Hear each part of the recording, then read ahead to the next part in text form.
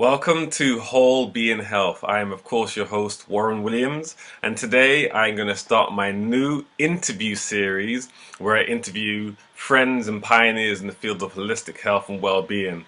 I am honored to say that my very first guest is my friend from Bermuda who used to live in used to live in the UK, Leeds, and I did Czech practitioner level 4 with her. I'm honored to have my first guest as Judith Marsden. Hi, Yay! Warren. First guest. That's no pressure, is it, Warren? Well, we start with a bang, and it will just keep getting better and better. So I thought, well, who better to have than Judith? Well, I hope I live up to that expectation. Yeah, I'm sure you will, having known you for a few years. So today, just before we start this talk on functional diagnostic nutrition, if you can just kind of explain your background in the holistic field. Sure. Well, as Warren mentioned, I'm from Leeds in the UK, where at a very young age of around 17, I got involved with the fitness industry, and I used to teach classes in local sports centres throughout the city. And eventually, over time, I got headhunted to come to Bermuda. So I worked in a gym here in Bermuda for quite a while, and eventually ended up in a corporate company running one of their gym facilities, and had the fortune to be able to travel to go to conventions, fitness conventions, where I actually got involved with the Czech Institute. I managed to find them by accident when I entered a very full lecture with one of the Czech faculty and was blown away by the information that I was hearing. It was like nothing I'd heard before. And it set me on my path to discover more about holistic health, because that's what the Czech Institute is all about.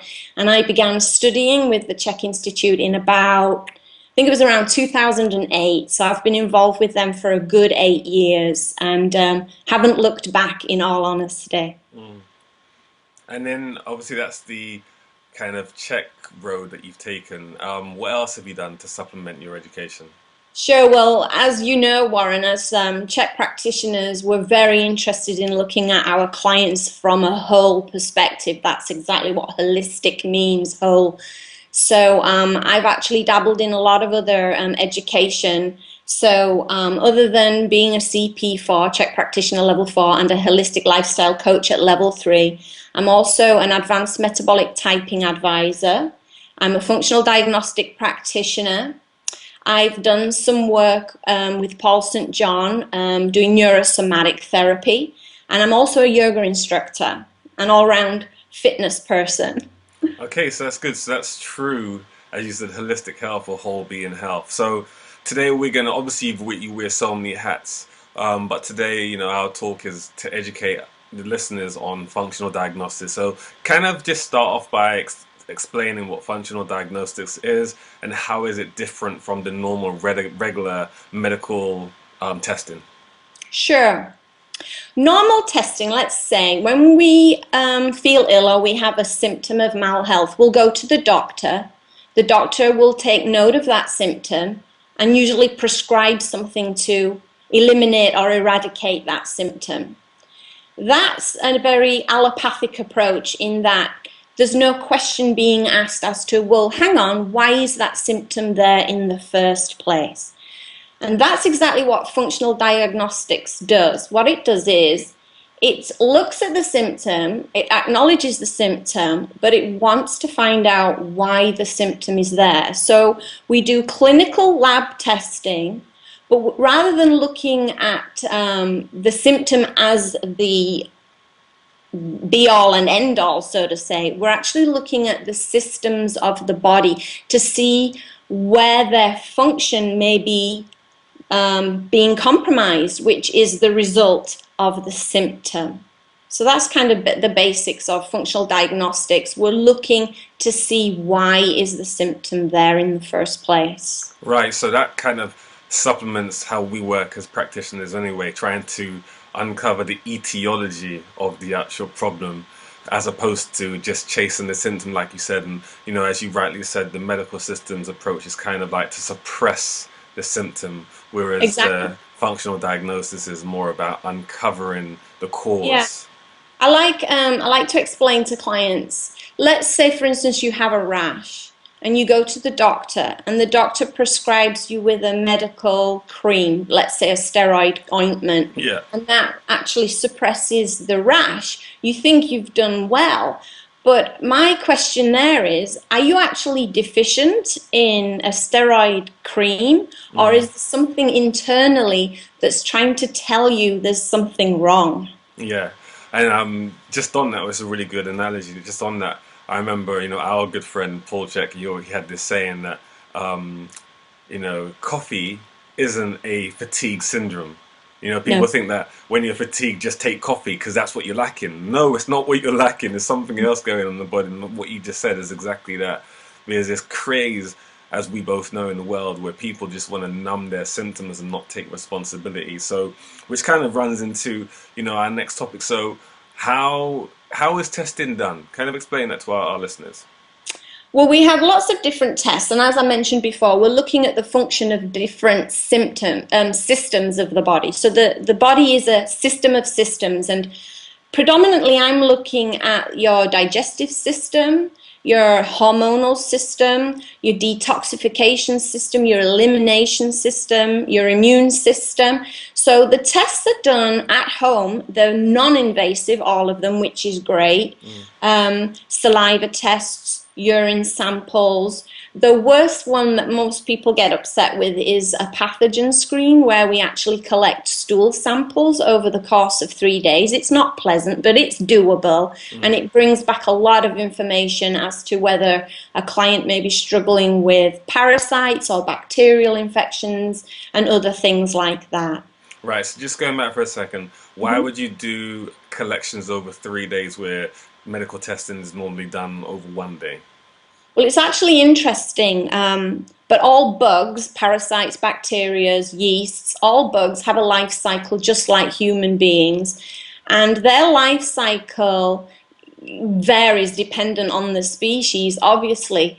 But when we only take one sample of stool, there's a very high chance that we might miss the bug in the sample. So when we take it over a 3-day period, it increases our chances of finding it. Plus, I've found through experience that our bugs love to come out to play around the full moon. So I always ask my clients to test around the full moon rather than just taking a sample at any time and hoping to find something. Exactly. So to kind of add to that, we're doing this because these parasites and bacteria have incubation periods. So you want to catch them in case they are in an incubation stage. So that's why it's so much more clinical and far more effective at catching these bugs, as opposed to the medical's approach of just one test. And I suppose the next thing as well is once you now have done your testing, so for whether it's parasites, what other tests can you do? So you've got parasite testing, bacterial tests. Well, the pathogen screen is going to be, it's not going to be my first test, obviously, because I want to look at other things. I do assessment of hormones and adrenal function. I'm looking at mucosal barrier integrity. Right. We do testing to look at detoxification through how well is the liver functioning. So there's lots of other tests as well. I also do a test for food sensitivity. So dependent on the results and as they come back, the results begin to form a picture. And what we want to do is we want to correlate the lab testing to how the client is actually feeling. And we know how the client is feeling because they've answered lots of questions. We have very in-depth questionnaires that we present the client. We want to get to know the client really well so that we understand how they feel, and then we can correlate that with the test results so that we get an understanding of what's really going on at a deeper level. Yeah. So just going back for a second, just in case some people aren't aware some of the terms that you use. So mucosal barrier, can you touch on that for our clients? Okay, yeah. Well, really simply, if we think about the human digestive system from mouth to elimination at the anus, we're looking at a tube. And the tube is covered by what we can class as tiny hairs. And I'm going to wiggle my fingers here to represent the tiny hairs, which are actually called villi. And if my fingers are wiggling, it means they're really healthy villi and they're working properly. So in the stomach, and the mucosal lining is basically the villi. They're there to capture nutrition as it comes in. So the food is caught and it's broken down by enzymes that these villi produce.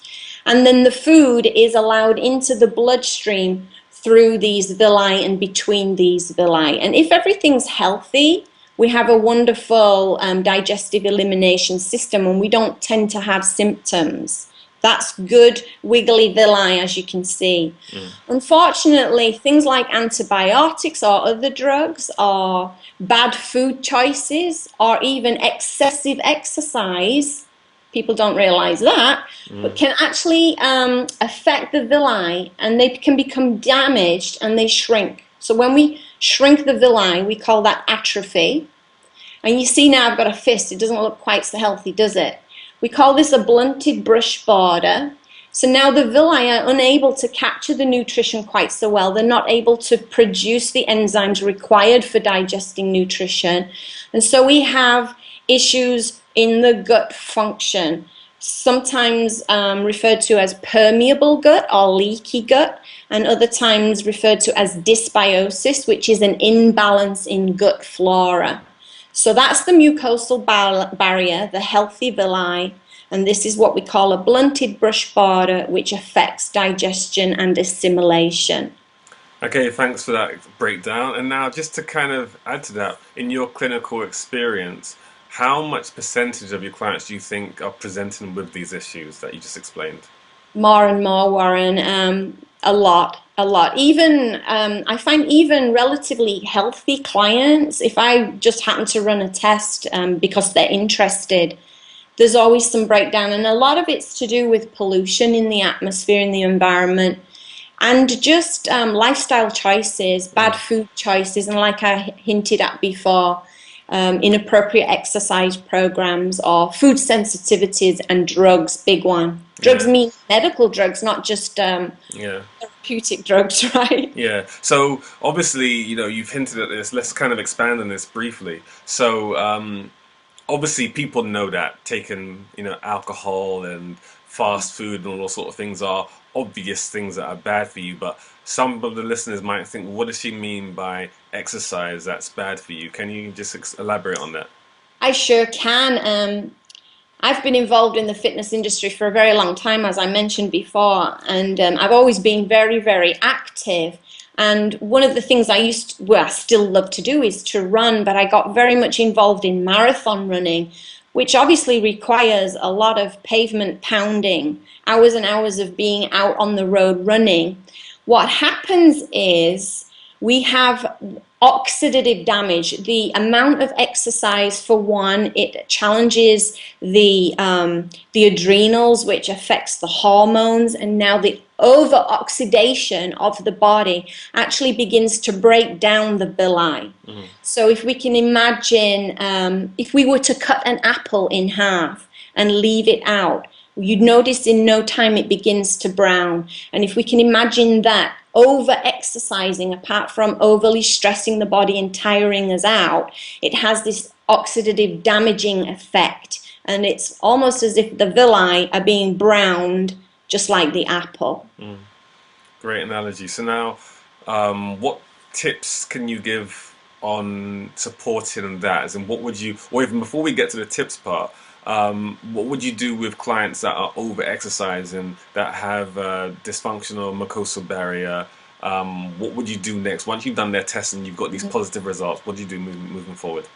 Well, going back to my own story, I did mention that, I did all this marathon running and I tested myself. That's why I'm really in tune with this stuff, because it happened to me. I recognized that my test results were saying that, you're not digesting, you're not assimilating as well. So I had to slow down. There's nothing else you really can do. You can love to run, but if it's affecting your health to the point where you're having issues and symptoms, we have to take a good look at what we're doing to ourselves. So I did slow down from running. So we're looking at Dr. Quiet if we want to go into our check analogies. Yes. If anybody's aware of the check 4 doctors, we're looking at basically getting in line with our 4 doctors. Would you like me to elaborate on those? Yeah, and I'll just preface that just by saying, no matter what the testing comes back with what you're going Yes. to address now is Yes. always the lifestyle. And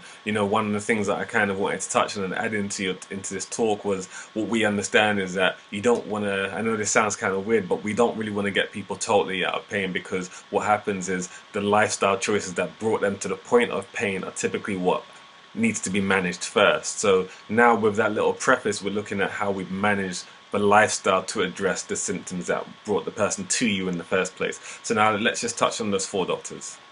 So, yes, as you mentioned, you go, as we talked about earlier, we go to the doctor with a rash and the doctor gives us the cream, but it doesn't change anything about our behavior that got us in that situation in the first place. Yeah. So, the four doctors are the easiest way to really look at our own lifestyle and make some changes.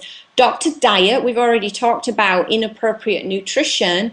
So looking at what foods we're eating, and that's where the functional diagnostic comes in as well, the lab test. I can look to see if you have food sensitivities, and obviously if you do, you need to stay away from those foods for a while. It doesn't mean forever. It just means for a while until the body's had chance to heal. So doctor diet is obviously very important, eating organic, eating regularly, keeping blood sugars level.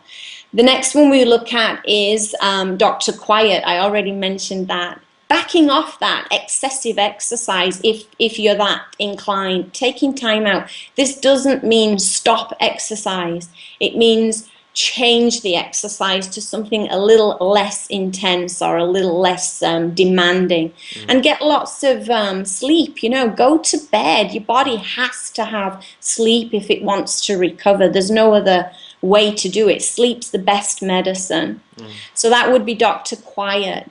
Another doctor is doctor movement, which again goes to exercise, making sure that we're getting the right exercise for us as individuals, removing stress from postural misalignment by making sure that our exercise programs are conducive to improving posture.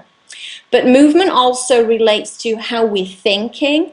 If we're thinking very irrationally or negatively, that will affect our health. So doing things like meditation or qigong or yoga even, just to be able to relax the mind.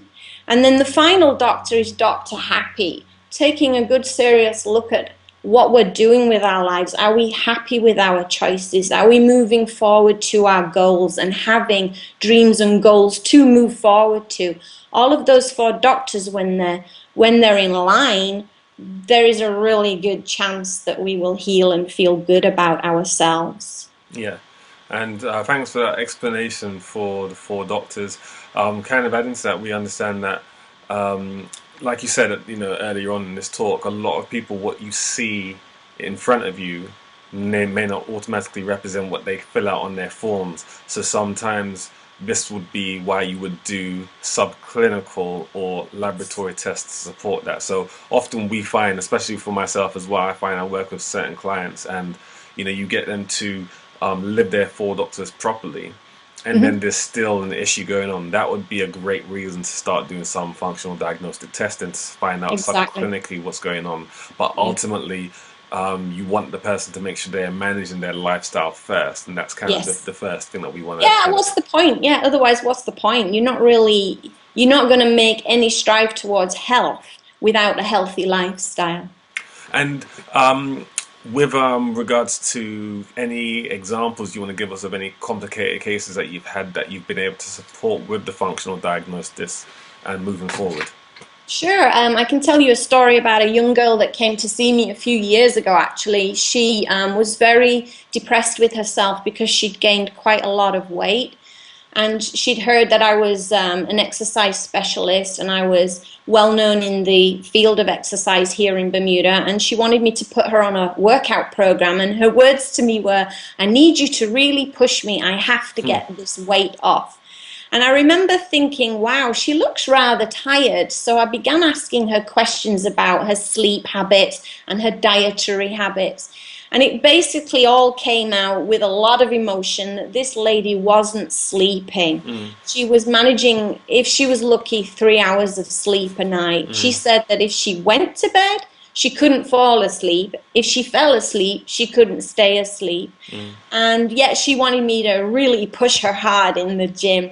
And I figured, you know what, that's going to be really harmful to her. I need to find out why she's not sleeping. That's my priority. So she agreed to do some testing. And we figured out through the testing that even though she was eating a healthy diet, it wasn't the right diet for her.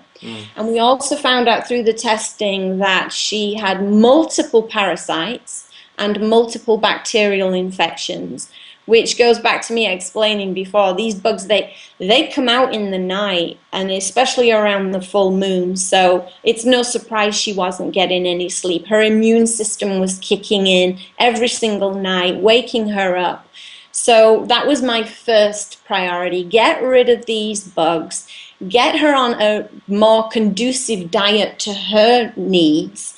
And the remarkable story is she lost the weight without lifting one dumbbell with me. She didn't do any exercise with me at all. Yeah. So she was very happy with the results. And now she sleeps a good 8 hours a night and honors Dr. Quiet. That's a great story. And I think, there's a lot of good lessons just in that story, in that, there's some people that they just don't want to take responsibility for their choices. They just want to pound the pavement, as you said. They want to go to the gym, and they don't want to address what's really going on inside them. I think that's a real important point, because so many people are focused on what they look like rather than what they feel like. And obviously, like you said with that example, the people that are so focused on what they feel like, what they look like, they just kind of suppress what they feel like. They don't want to ever address those questions, and by pushing themselves harder and harder and harder, their immune system is taking a hit, which makes it easier for them to get ill anyway. Yes. So, it's really important that we kind of get across to people that they have to really make sure that you're going to get a chance to train. Don't worry, you'll be able to train, but it may be in 6 months' time. But what would you rather? Train now and burn yourself out to the point where there's no comeback. So this is so important especially for society today, to kind of realize it's more and more about feeling good, or as Paul says, fit sick people. We don't want that society nowadays. We want to try to educate these people and help them to empower the living of their 4 doctors, and then they can have all the fun in the world that they want, because they're at a better functional state, or as we say, homeostasis, which is the state of balance or equilibrium. A lot of my clients are actually fit, sick people. Yeah. I get a lot of people that are really big into the CrossFit, which is all about push, push, push. Yeah. But then they wonder why they are gaining weight, Yep. or they can't sleep, or they have irritable bowel issues. And it all comes back to the 4 doctors. The exercise program that they're doing isn't conducive to their health. Yeah. So we just have to re-educate people. Yeah. That's anything else that you want to say? Any tips that you want to give people? Because obviously we've addressed some of the typical signs and symptoms that are typical of people today that are ill. You've spoken about your background and the benefits of functional diagnosis. Would you want to leave us with any specific key tips that you could kind of give our listeners to help improve their health if they're struggling right now? The biggest tip that I can give anyone is to get connected with self. And maybe that doesn't make any sense, but get connected. If you are tired, if you are not sleeping, if you have symptoms of malhealth, something is not right in your life. It didn't just happen to you. It happened for a reason.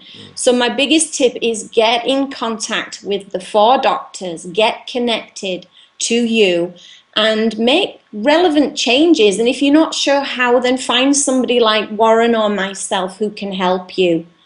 If you're visiting the doctor regularly and you're picking up more and more and more medications, you've at some point got to ask the question, why? Why is this happening?